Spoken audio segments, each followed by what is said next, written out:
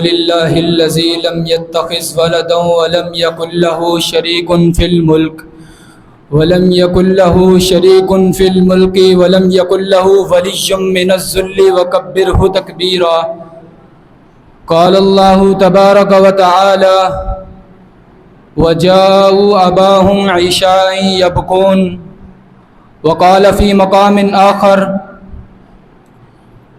قالوا تالله لقد آثرك الله علينا وإن كنا لخاطئين.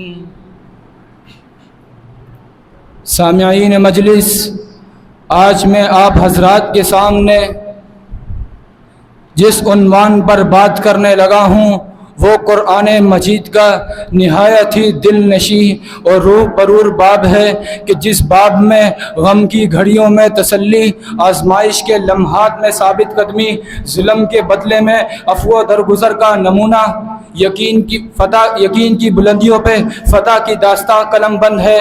سامعین محترم، میں بات کرنے لگا ہوں سورت یوسف کی جو مکہ میں نازل ہوئی.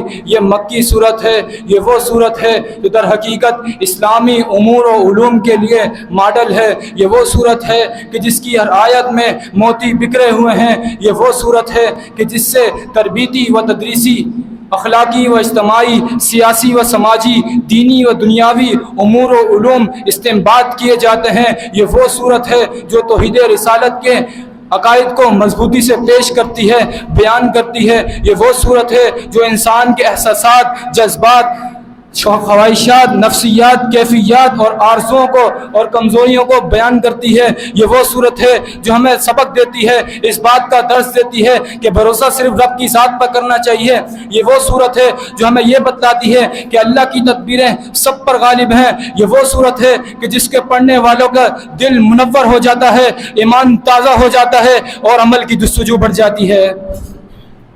سامعین محترم، اب آتے ہیں ہم اس صورت مبارکہ سے حاصل ہونے والے اسباب کی طرف. تو اس صورت مبارکہ سے حاصل ہونے والے اسباب میں سب سے پہلا سبق یہ ہے کہ جب کوئی انسان اچھا یا برا خواب دیکھے تو اپنے کسی محسن یا معتبر شخص کو ہی بتائے، کسی ایرے گرے شخص کو نہ بتائے. کہ جیسے یعقوب علیہ السلام نے اپنے بیٹے یوسف سے کہا تھا: یا بنیا لا تقصص رؤیاک علی اخوتک فیکیدوا لک کیدا ان الشیطان للانسان عدو مبین. اس صورت مبارکہ سے حاصل ہونے والے اسباب میں سے دوسرا سبق یہ ہے کہ دھوکے باز لوگ کبھی کامیاب نہیں ہو سکتے. ان کی آنکھوں سے نکلا ہوا آنسو کبھی سچا نہیں ہوتا. رب نے قرآن میں نقشہ کھینچا: وجاؤ اباہم عشاء یبکون قالوا یا ابانا انا ذهبنا نستبق وترکنا یوسف عند متاعنا فاکلہ الذئب. اس صورت مبارکہ سے حاصل ہونے والے اسباب میں سے تیسرا سبق یہ ہے کہ دھوکے باز لوگ اور ظالم لوگ ظاہراً سچ کا سہارا لیتے ہوئے اپنوں کو بیوقوف بناتے ہیں، جیسے یوسف کے بھائیوں نے اپنے والد کو بیوقوف بنایا.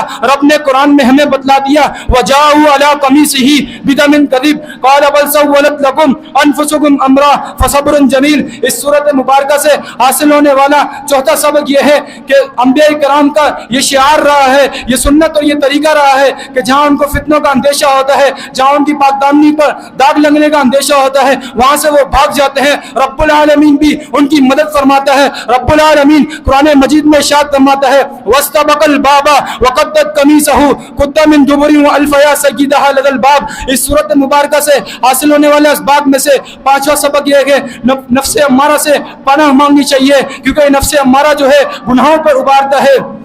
رب العالمین قرآن مجید میں ارشاد فرماتا ہے: وما ابرئ نفسی ان النفس لامارۃ بالسوء الا ما رحم ربی ان ربی غفور رحیم. اس صورت مبارکہ سے حاصل ہونے والے اسباب میں سے چھٹا سبق یہ ہے کہ اپنا غم و شکوہ صرف رب کی ذات سے کرنا چاہیے، اس کے علاوہ کسی سے مطالبہ نہیں کرنا چاہیے. جیسے یعقوب علیہ السلام نے اپنے رب سے شکوہ کیا تو رب العالمین نے قرآن مجید میں ہمیں بتلا دیا: قال انما اشکو بثی وحزنی الی اللہ واعلم من اللہ ما لا تعلمون. اس صورت مبارکہ سے حاصل ہونے والے اسباب میں سے چھٹا سبق یہ ہے کہ جب انسان سے غلطی ہو جائے تو اس پر معافی مانگنی چاہیے، ندامت کا اظہار لازمی ہے. جیسے یوسف کے بھائیوں سے جب غلطی ہوگی تو انہوں نے اپنے ندامت کا اظہار کیا. قالوا تاللہ لقد آثرک اللہ علینا وان كنا لخاطئین. اسی طرح جب کوئی اپنی غلطی پہ معافی مانگ لے, ندامت کا اظہار کر لے, تو اس سے یہ بھی سبق ملتا ہے کہ اب اس شخص کو معاف کر دینا چاہیے, کہ جیسے یوسف علیہ السلام نے اپنے بھائیوں کو معاف فرما دیا تھا. وَفَمَا قَالَ لَا تَثْرِيبَ عَلَيْكُمُ الْيَوْمَ يَغْفِرُ اللَّهُ لَكُمْ وَهُوَ أَرْحَمُ الرَّاحِمِينَ. سامعین محترم, اب آتے ہیں ہم سلف صالحین کی طرف کہ وہ اس صورت مبارکہ سے کیا کیا چیزیں اسباق حاصل کرتے تھے, کیا کیا چیزیں استنباط کرتے تھے. تو سب سے پہلے شیخ الاسلام امام ابن تیمیہ رحمہ اللہ بیان کرتے ہیں یہ صورت یوسف ایک مومن کے لیے کامل نمونہ ہے. اس صورت کے اندر حضرت یوسف علیہ السلام کا تقوی, زہد, صبر کی اہمیت اور قید کی سختیوں کو بیان کیا گیا ہے. اسی طرح امام ابن قیم رحمہ اللہ بیان کرتے ہیں کہ سورہ یوسف کے اندر اللہ رب العالمین کے تقدیر کے عجائب موجود ہیں. اللہ رب العالمین کی تدبیر سب سے بہتر ہے, اللہ رب العالمین کی تدبیر سب پہ غالب آنے والی ہے. اس صورت سے یہ استدلال لیا کرتے تھے.